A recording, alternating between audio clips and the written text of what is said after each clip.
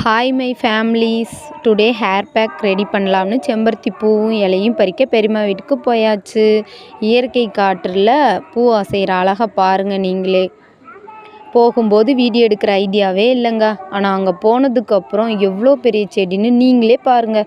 செம்பருத்தி செடின்னு சொல்கிறத விட மரம்னே சொல்லலாம். ஏன்னா தென்னை மரத்தில் 3/4 வளர்ந்து நிற்கிது. இது வரைக்கும் 5 அடி 7 அடி செடி தான் பார்த்துருக்கேன். இவ்வளோ பெரிய செடியை பார்த்ததும் வீடியோ எடுக்கணும்னு ஐடியா வந்துச்சு.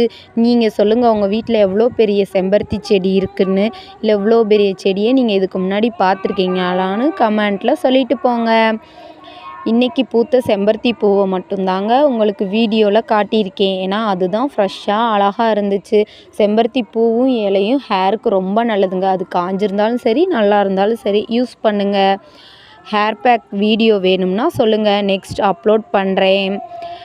இன்னொன்றுங்க, தண்ணி ஊற்றி வளர்த்துறது ஒருத்தவங்க நோகாமல் பூ பறிக்கிறியான்னு நீங்கள் நினைப்பீங்க. அப்புறம் என்னங்க பண்ணுறது, எனக்கு தேவை இருந்துச்சு கேட்டேன், பறிச்சுட்டு போன்னு சொன்னாங்க, பறிச்சுட்டு வந்துட்டேன்.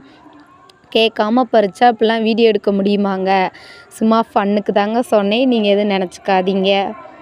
ஓகே, உங்கள் பொண்ணான கையால் ஒரு லைக்கை தட்டி விடுங்க. கூடவே சப்ஸ்கிரைபும் பண்ணி விடுங்க. கூடவே பெல் ஐக்கானையும் கிளிக் பண்ணிக்கோங்க. அப்போ தான் நான் போடுற வீடியோ உடனுக்குடன் உங்களை வந்து சேரும்.